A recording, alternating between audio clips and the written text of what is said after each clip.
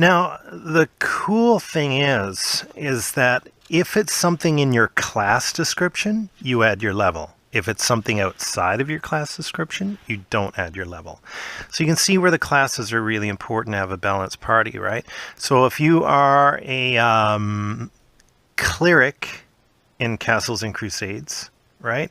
And you wanted to, I don't know, you wanted to, whatever, you wanted to move silently. You know, it's not one of your class abilities, right? Like a rogue can move silently, right? So if you're a cleric, you can certainly try to do so.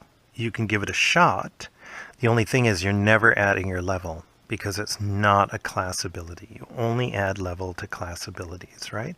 Or what the CK thinks would fall into your class, right? So also CNC, there's a bit of wiggle room too, right? So if you're this fighter dude and you grew up in a village and there's a big river system and all your family are fishermen, chances are you're going to know how to swim. You know, so if you're like, oh, can I make a swim check? Yeah, sure. You know, that's part of your background, right? That makes sense, right? That you'd have, you know, swim as your ability or whatever, add your level to it, right?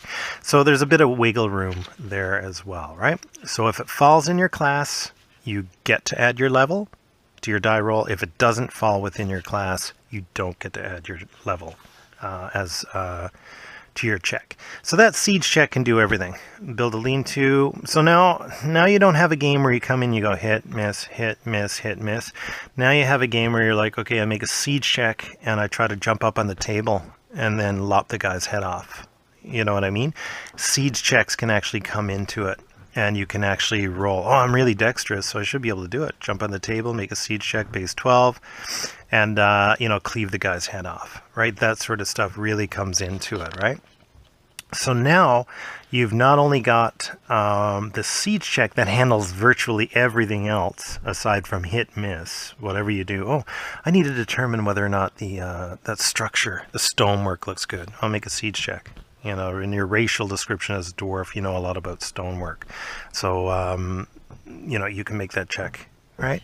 Now, the monsters for CNC, this is a really awesome system too, guys. And hopefully I'm explaining it well. The really cool thing about CNC is they've simplified this as well. So this is simple. Siege check takes care of everything, right? And then the monsters are simple too. So, you know, what's all this to hit modifier? What do I need to hit? What pluses do they get? All that stuff, or, you know, can I use a matrix to figure it out? All that stuff is gone, and CNC is just the monster's level is what they add, right? So their hit die is their level, how many hit dice they get, aka level. So a centaur, hit die is 4. He adds a +4 to his d20 rolls to hit you, right? He adds a +4 to his saving throw rolls, any save. And then it tells you, okay, what do they prime in? Well, you can look through and see, right? If I was going to beat up a cat, its saving throws are physical primes. So that's strength, con, and dex, right? They're all physical primes, right? So they're just good at physical stuff, not at mental stuff. So if you cast a charm or something like that on a cat, it's probably going to fail it, right? There's going to be a base of 18 for that stuff. So that's it. Its hit dice determines pretty much everything, right? So, if I want to take on a griffin, hit die 7, it adds 7 to its d20 roll to hit you, and also its saving throws, it adds 7. What are its saves? Physical primes, right? What are the saves for a, what have you? I'm trying to find most of these are physical primes. A Medusa, right? Saves mental and physical. So basically everything is considered prime with them, right? They're pretty smart and on the go. So there you go. There's the siege system in a nutshell. It's base 12 or 18. Some modifiers there. And you get to add level if it's a class ability to your roll. And that is Castles and Crusades in a nutshell. And guys, I'll tell you one thing. This is so old school in terms of feel. It's really old school. But in terms of the mechanics, it's like the best of old and the best of new with the siege mechanic. Siege mechanic handles everything. There hasn't been an instance where we've had difficulty with the siege mechanic. It just works. right? You just do whatever, right? And the most bizarre situations you can figure out with Siege very easily, right? Or let's say if you're a fighter and you walk in, you're like, is it a good sword? Is it a bad sword that I'm going to buy? Well, fighters, you're probably going to know your swords. So make your Siege check, right? Still base 12 or 18 based upon your attribute, right? Whether or not it's prime or non-prime. Do you add level? Sure.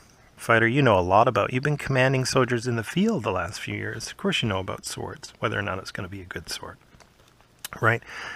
Thief, are you going to be able to appraise the gem? Of course you are as a thief. That's your job, stealing stuff and appraising stuff, right? So that's CNC in a nutshell, right? So this is the third printing. There have been a bunch of printings.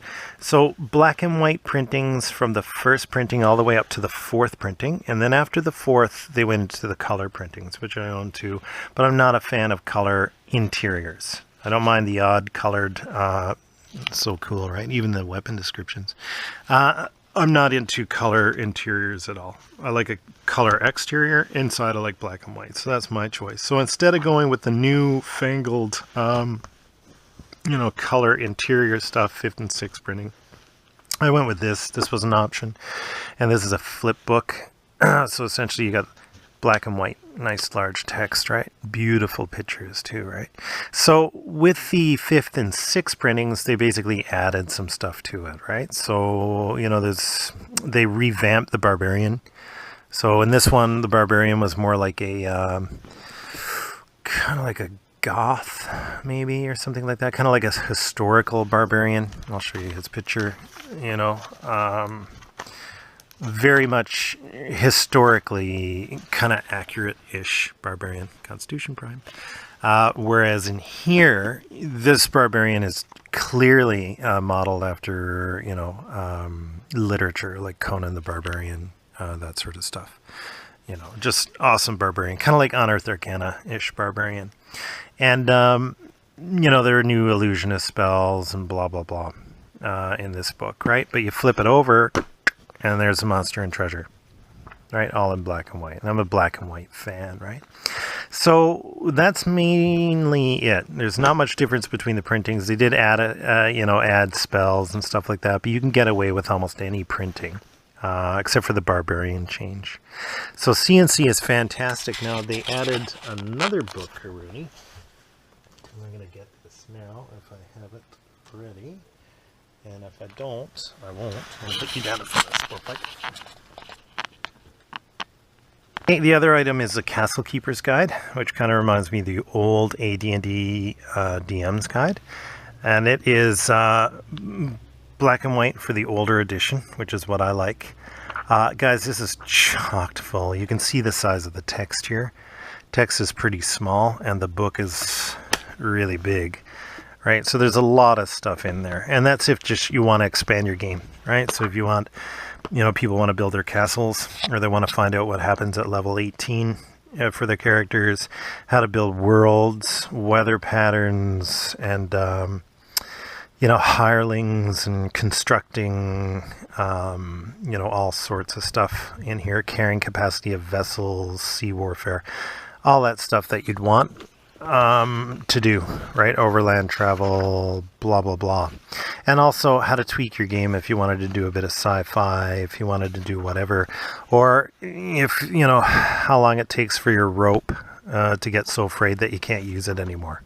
Right, when you're traveling, right? That sort of stuff is here. If you like that stuff, I do. I like that stuff as well. The other thing they added are something called advantages. They're racial advantages and class advantages. So if you wanted combat advantages, they're kind of feat-ish as far as I'm concerned, but it's very minor. One thing Castles and Crusades has done very well is to make the system very hard to munchkin in. In 3rd edition, there were so many D20 splat books that everybody was a munchkin. In CNC, you don't have munchkinism. Munchkins don't like this game. Maybe with the advantages, you could probably munchkin a bit, but it's pretty difficult to do. The CK really has a lot of power in CNC, and it makes it a really enjoyable game. If you liked old school, chances are you're going to love CNC. And it's better than the new school stuff out there, hands down. In my opinion, it's better than Pathfinder, better than 3rd. better than 5th edition D&D. It can't compare to the Siege engine, right? It just can't. The Siege engine handles everything. And if you don't understand anything I said in terms of the Siege mechanic, at the back of the player's handbook, it talks a whole section and gives you examples, right?